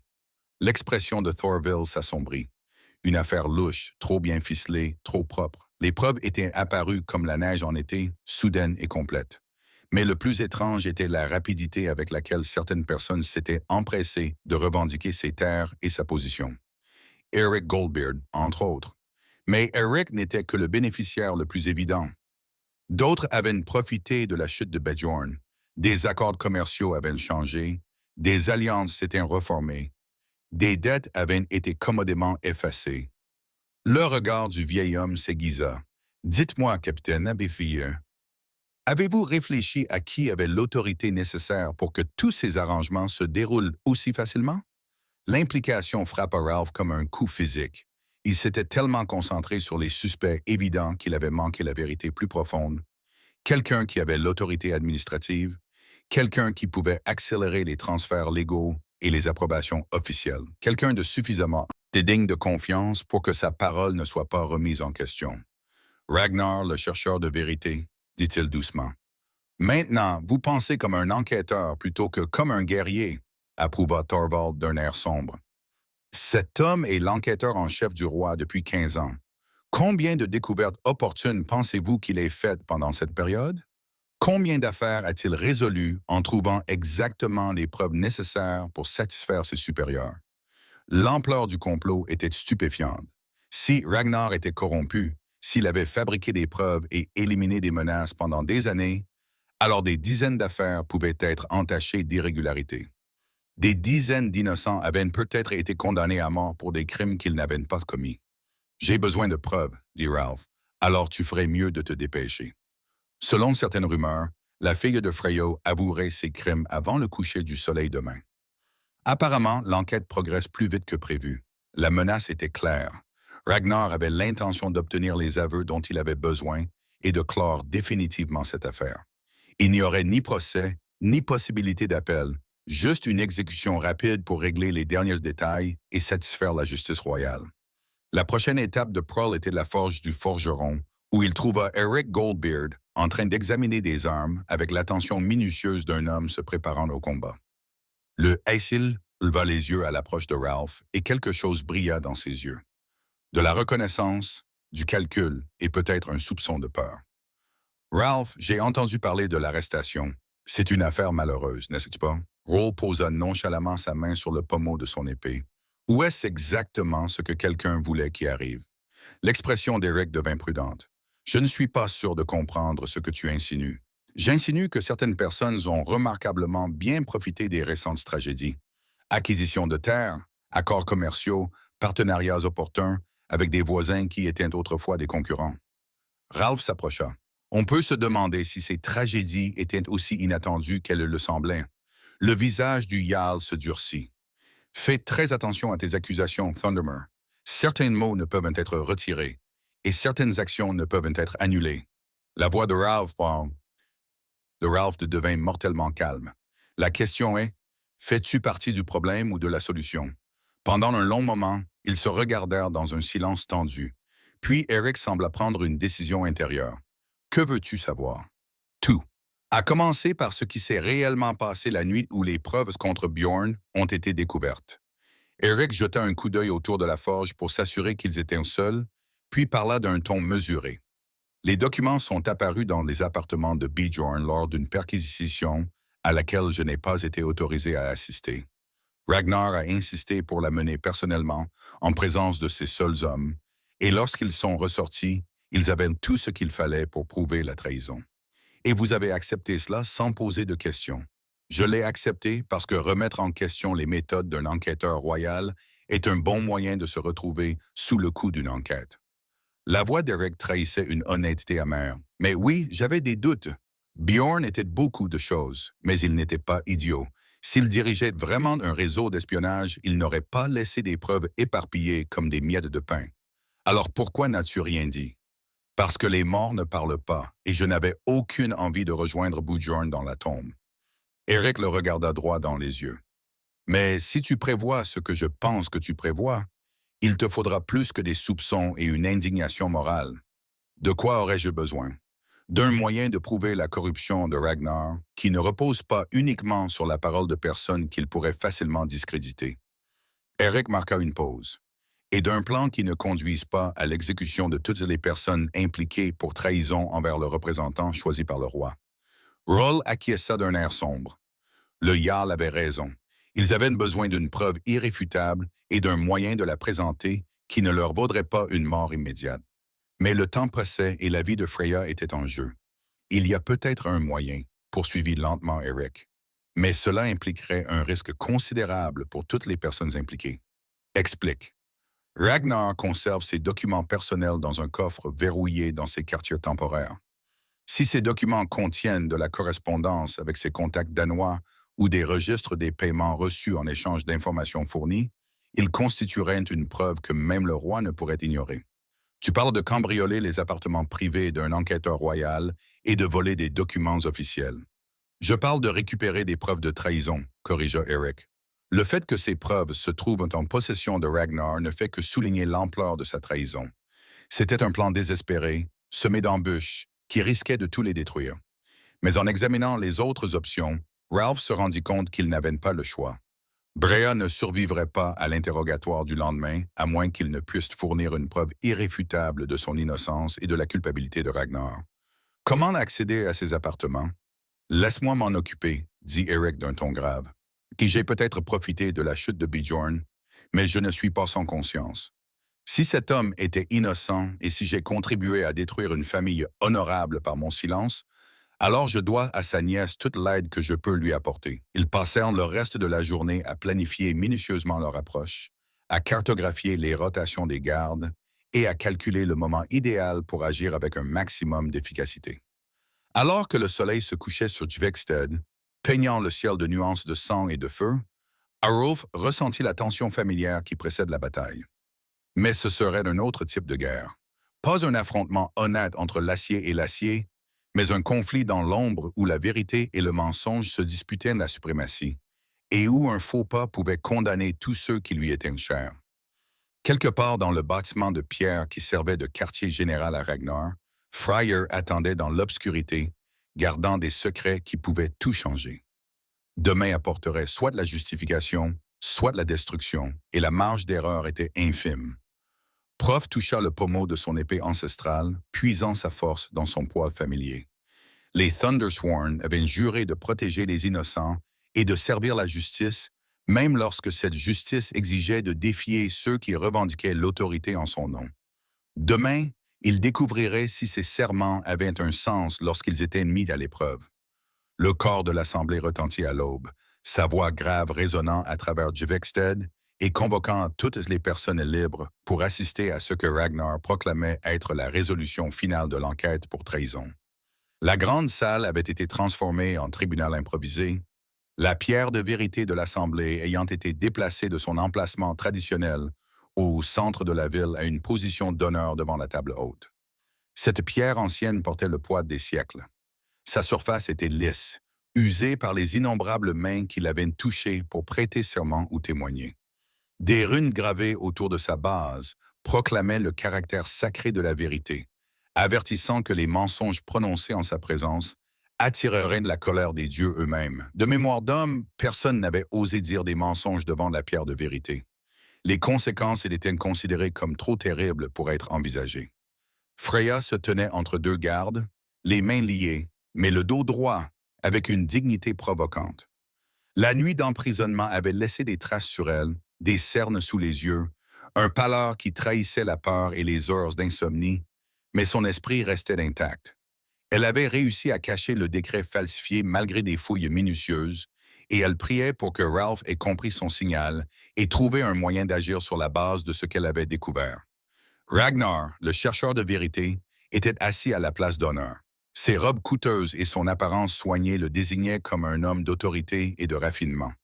Mais Ralph, qui observait depuis la foule, pouvait voir les signes subtils de tension dans la posture de l'enquêteur, ses épaules légèrement trop rigides, la façon dont ses yeux ne cessaient de se tourner vers les sorties, le positionnement prudent de ses gardes personnels autour de la salle, les habitants de Jorvikstead. La voix de Ragnar portait facilement dans la salle bondée. Nous sommes réunis aujourd'hui pour conclure une affaire d'une importance vitale pour la sécurité de notre royaume. La femme qui se tient devant vous est accusée d'avoir poursuivi les activités de trahison commencées par son oncle, d'avoir apporté aide et réconfort aux ennemis de la couronne. Un murmure parcourut la foule. De nombreux visages affichaient l'incertitude plutôt que la conviction. Les preuves présentées étaient sérieuses, mais des doutes subsistaient quant à leur exhaustivité et leur timing. Cependant, Ragnar poursuivit avec une gravité théâtrale. La justice exige que toute la vérité soit révélée avant que le jugement ne soit rendu. Par conséquent, j'invite toute personne disposant d'informations pertinentes pour cette affaire à s'exprimer maintenant devant la pierre de vérité, en présence des dieux et des témoins. Il s'agissait d'une formule juridique standard, rarement invoquée car peu de gens osaient défier les enquêteurs royaux. Mais le sourire confiant de Ragnar suggérait qu'il ne s'attendait à aucune surprise. Après tout, qui oserait contredire le représentant du roi lui-même? Ralph s'avança, son mouvement provoquant une vague de reconnaissance dans la foule. L'épée royale à ses côtés reflétait la lumière du matin qui pénétrait par les fenêtres de la salle, son acier poli et son pommeau distinctif la désignant comme quelque chose de bien plus important qu'une simple arme de guerrier. J'ai des informations pertinentes pour cette affaire, déclara-t-il d'une voix empreinte d'une conviction absolue. L'expression de Ragnar changea subtilement, sa confiance vacillant lorsqu'il reconnut quelque chose de dangereux dans l'attitude de Ralph. Vous pouvez parler, mais n'oubliez pas que tout faux témoignage devant la pierre de vérité est passible de sanctions sévères. Je suis bien conscient des sanctions encourues pour mensonge, répondit Ralph en se plaçant à côté de l'ancienne pierre, tout comme je suis conscient des sanctions encourues pour trahison envers la couronne. Il tira son épée d'un mouvement fluide. Mais au lieu de menacer qui que ce soit, il posa la pointe contre la surface de la pierre de vérité, dans un geste ancien, symbolisant le serment. La foule retint son souffle en reconnaissant le rituel. Il ne s'agissait pas d'un simple témoignage, mais d'une invocation formelle du jugement divin. Je suis Har Erexon, capitaine des Thundersworn, envoyé par le roi Harold lui-même pour enquêter sur des activités de trahison dans les colonies du Nord. Sa voix résonna dans la salle comme une cloche. Je jure sur cette pierre et par mon serment à la couronne que les paroles que je prononce sont la vérité. La révélation frappa l'assemblée comme un coup physique. Le visage de Ragnar pâlit lorsqu'il comprit que le piège se refermait sur lui. Un capitaine des Thundersworn avait un rang supérieur à celui de n'importe quel enquêteur, et son témoignage aurait un poids que même l'autorité royale ne pourrait facilement ignorer. La femme Freya Leosto est innocente de toutes les accusations, continua Ralph, sa voix gagnant en puissance à chaque mot. Son oncle Bjorn a été victime d'un complot. Il n'en est pas l'architecte. Le véritable traître se trouve parmi nous, se cachant derrière une autorité volée et des documents falsifiés. C'est absurde, bredouilla Ragnar en se levant de son siège. Vous n'avez aucune preuve de ces accusations extravagantes. Vraiment? Le sourire de Ralph n'avait rien de chaleureux. Eric Goldbeard s'approcha de la pierre de vérité. Le YL s'avança, portant une sacoche en cuir qu'il posa soigneusement à côté de la pierre ancienne. Je présente les preuves récupérées dans les appartements de Ragnar, le chercheur de vérité. De la correspondance avec des agents danois, des registres de paiement reçus pour des informations fournies et des plans détaillés pour de futurs raids. L'assemblée éclata en murmures choqués lorsque Eric ouvrit la sacoche et commença à en montrer le contenu. Des lettres portant des sceaux danois, des cartes détaillées indiquant les faiblesses des défenses locales et, plus accablant encore, un registre retraçant des années de transactions qui brossait un tableau clair d'une trahison systématique. Ragnar perdit complètement son sang-froid. Ces documents sont des faux. Il s'agit d'un complot visant à saper l'autorité royale. Alors, vous ne vous opposerez pas à ce qu'ils soient examinés par des experts? Demanda Roll d'un ton doux. Après tout, s'ils sont faux, la vérité sera facilement établie. Mais tous les présents pouvaient lire la culpabilité sur le visage de Ragnar. Good lutte le désespoir dans ses dénégations de plus en plus frénétiques. Les preuves étaient accablantes, et sa réaction ne faisait que confirmer ce que les documents révélaient. La couronne de Winterthorn reposait sur un piédestal en bois à côté de la pierre de vérité, son métal tordu captant la lumière du matin d'une manière qui semblait presque vivante. Cette coiffe cérémonielle était ancienne, au-delà de toute mémoire. Portée uniquement lors des moments les plus solennels de la justice, lorsque le jugement d'une communauté avait le poids d'une sanction divine, sa présence transformait l'assemblée d'une simple audience en quelque chose qui s'apparentait à un jugement par ordalie. Les yeux de Ragnar se fixèrent sur la couronne avec une horreur évidente. Il savait, comme tous les présents, que quiconque la portait lors du jugement serait lié par un serment sacré à ne dire que la vérité absolue. Plus encore, on disait que la couronne contraignait son porteur à l'honnêteté, rendant la tromperie physiquement impossible tant qu'elle reposait sur sa tête. C'est de la folie. Ragnar s'éloigna du piédestal comme si la couronne était un serpent vivant. « Je suis le représentant désigné du roi. Vous n'avez pas le pouvoir de me soumettre à des rituels provinciaux. En réalité, dit calmement Ralph, la main toujours posée sur le pommeau de son épée, en tant que capitaine des Thundersworn, enquêtant sur la trahison contre la couronne, j'ai une autorité considérable, y compris le droit d'invoquer des lois anciennes lorsque des représentants royaux sont soupçonnés de corruption. La foule se pressa davantage, sentant qu'elle était témoin d'un événement dont on parlerait pendant des générations. Le vieux Thorald s'avança parmi les anciens, sa voix portant le poids de décennies. « La loi est claire, déclara-t-il. Lorsque des accusations de cette ampleur sont portées contre une personne qui revendique l'autorité royale, l'accusé peut prouver son innocence en portant la couronne d'épines d'hiver et en disant la vérité devant l'Assemblée.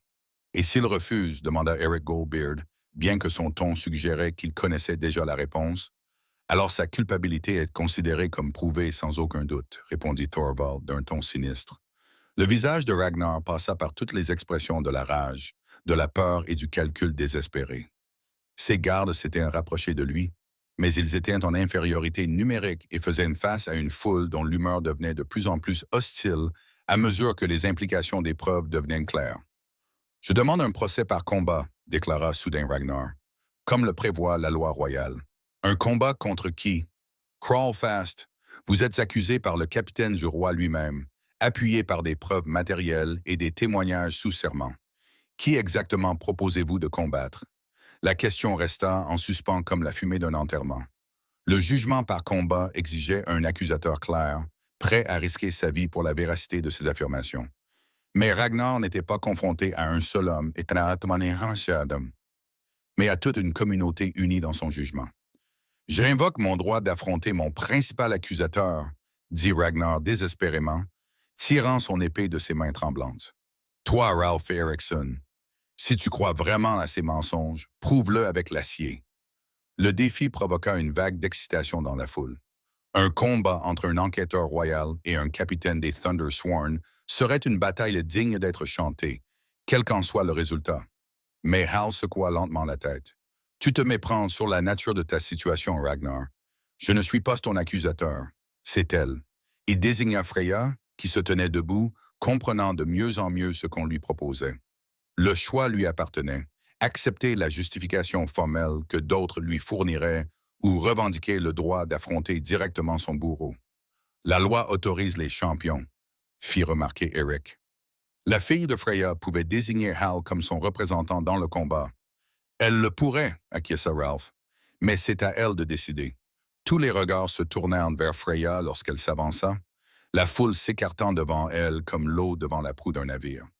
Les gardes s'apprêtèrent à l'arrêter, mais le geste discret de Ralph les fit hésiter suffisamment longtemps pour qu'elle atteigne la pierre de vérité. « J'ai quelque chose à dire », déclara-t-elle, sa voix résonnant clairement dans la salle silencieuse, « avant que le sang ne coule en mon nom, que toute la vérité soit révélée. » Après mûre réflexion, elle plongea la main dans son corsage et en sortit le décret royal falsifié qui avait condamné son oncle. Le parchemin craqua lorsqu'elle le déplia. Ses faux sceaux et ses mots mensongers étaient désormais exposés à la lumière, à la vue de tous. « Voici le document qui a détruit ma famille », dit-elle en le brandissant. Mais il s'agit d'un faux créé par quelqu'un qui avait accès aux documents royaux et connaissait les procédures officielles. L'Assemblée éclata en exclamations choquées, tandis que les gens se pressaient pour examiner la preuve. Même sans connaissance spécialisée, beaucoup pouvaient voir les signes subtils qui marquaient le document comme faux une fois qu'ils savaient quoi chercher.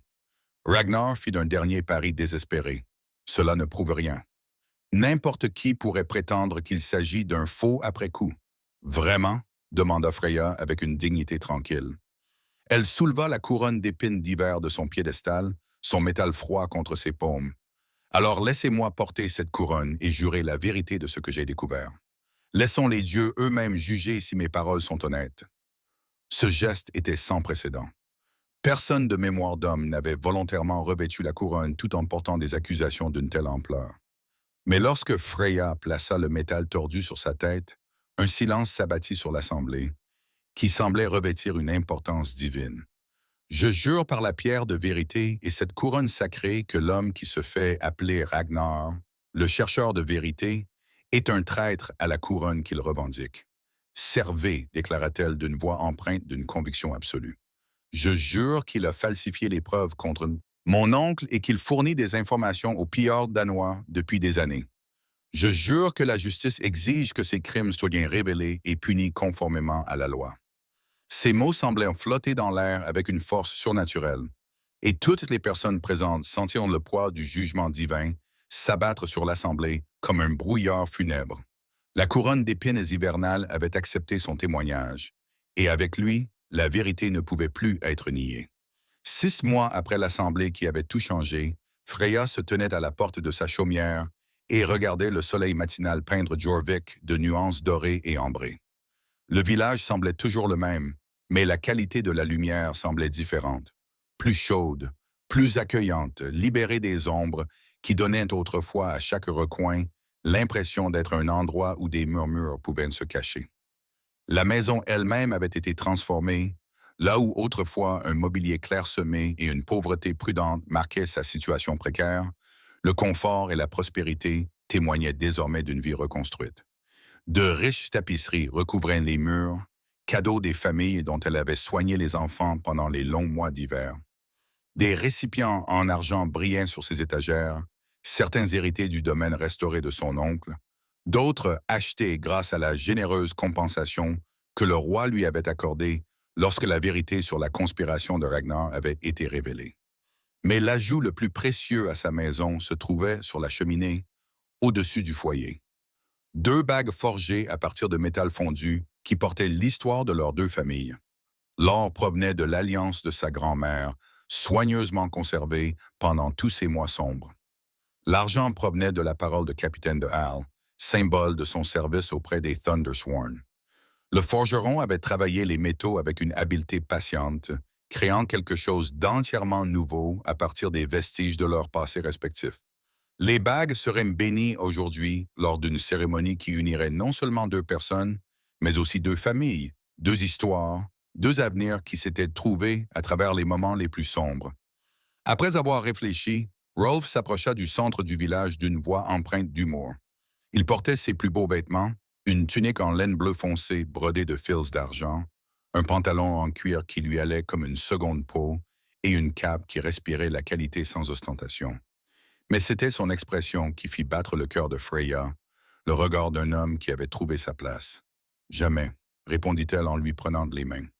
Même si j'ai encore du mal à croire que tout cela est réel. C'est réel, lui assura-t-il en portant ses doigts à ses lèvres. Et tout aussi réel est le fait que Ragnar, le chercheur de vérité, ou plutôt Ragnar le traître, a trouvé la mort sur l'échafaud il y a 3 mois. Aussi réel que l'honneur retrouvé de son oncle et le nom réhabilité de sa famille, les semaines qui suivirent l'Assemblée s'écoulèrent avec la rapidité d'une justice royale correctement appliquée. Les aveux de Ragnar, obtenus sous le poids de preuves accablantes, avaient révélé l'ampleur d'une conspiration qui remontait à près d'une décennie. Des dizaines d'affaires ont été rouvertes. Des innocents ont été innocentés à titre posthume et le réseau de corruption a été éradiqué des plus hauts niveaux de l'administration royale. Le roi Harold lui-même s'était rendu à Jorvekstead pour superviser personnellement la restauration de la réputation de Bjorn Lot et s'assurer que sa nièce reçoive non seulement une compensation, mais aussi la reconnaissance royale pour son rôle dans la révélation de la vérité. La cérémonie avait été simple mais profonde. La chevalière brisée qui symbolisait autrefois la disgrâce de sa famille avait été remplacée par une nouvelle. Bénéficiant de la bénédiction personnelle du roi et de la garantie de sa protection, les enfants de la colonie orientale devraient arriver à midi, dit Freya en ajustant les herbes suspendues aux poutres de sa chaumière. Elle avait non seulement repris son activité de guérisseuse, mais celle-ci était devenue florissante, des gens venant de communautés lointaines pour bénéficier de ses compétences. La fièvre du jeune Bjorn était tombée la veille, mais je veux m'assurer que la maladie pulmonaire ne revienne pas. Vous l'avez nommé d'après votre oncle. Ce sont ses parents qui l'ont fait, en fait. Ils ont dit qu'ils voulaient que leur fils porte le nom d'un homme honorable. La voix de Freya trahissait une satisfaction tranquille. Il semble que la vérité ait tendance à se répandre aussi vite que les mensonges dès qu'elle en a l'occasion. Ils marchèrent ensemble vers la grande salle où les attendait le festin de noces.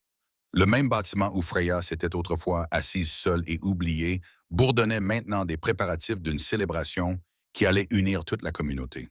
Les tables ployaient sous le poids de la nourriture et des boissons.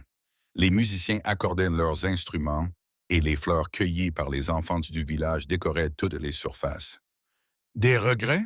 Demanda Freya, alors qu'il s'arrêtait à l'entrée de la salle. Tu aurais pu obtenir n'importe quel poste dans le royaume après avoir dévoilé la conspiration de Ragnar. Le roi t'a offert le commandement des Thundersworn, le poste de gouverneur d'importants villages, une richesse et une position inimaginables, et j'ai préféré épouser un guérisseur têtu dans un petit village du Nord, répondit Ralph avec un sourire. Il est clair que j'ai complètement perdu la tête. De plus, son expression devint plus sérieuse. J'ai passé 20 ans à servir les rêves des autres, à mener les combats des autres, à bâtir la fortune des autres. Il est temps que je me concentre sur quelque chose qui m'appartient. Les nôtres, corrigea-t-elle. Les nôtres, acquiesça-t-il. Et ce mot portait en lui le poids d'une promesse, d'un avenir partagé et de destin entremêlés. La cérémonie elle-même fut simple mais profonde, célébrée par le prêtre le plus âgé de la colonie, devant une assemblée qui comprenait tous ceux qui avaient assisté à leur première danse publique quelques mois auparavant. Alors qu'ils échangeaient les alliances forgées à partir de leurs histoires respectives, Freya sentit les dernières ombres de la disgrâce de son oncle enfin s'éloigner de ses épaules. Avec cette bague, dit Ralph d'une voix claire dans la salle silencieuse, je lie ma vie à la tienne, mon honneur au tien, mon avenir au tien. Avec cette bague, répondit Freya, je t'offre mon cœur, ma force, mes mains guérisseuses et tout l'amour que j'ai à donner. Lorsque leurs lèvres se rencontrèrent dans le baiser qui scella leur union, les acclamations des invités rassemblés semblèrent en faire trembler les poutres. Mais pour Freya, ce bruit s'estompa en un bruit de fond, alors qu'elle se perdait dans les bras de l'homme qui avait vu sa valeur, alors que le monde la considérait comme sans valeur. Plus tard, alors que la fête se poursuivait autour d'eux et que le soleil se couchait sur Jvikstad, ils se tenaient ensemble sur la même colline où l'ancien cercle de pierre marquait le lieu d'un nouveau départ. Les bagues à leurs doigts reflétaient les dernières lueurs du soir, symbole d'un amour qui était passé du simulacre à quelque chose de réel et de durable. Alors, dit Ralph en la serrant contre lui pour la protéger de la fraîcheur du soir, que va-t-il se passer maintenant? Freya sourit en pensant aux enfants qui auraient besoin de soins, aux herbes qu'il faudrait cueillir, à la vie qu'ils allaient construire ensemble dans cet endroit qui était devenu leur véritable foyer. Maintenant, dit-elle, nous,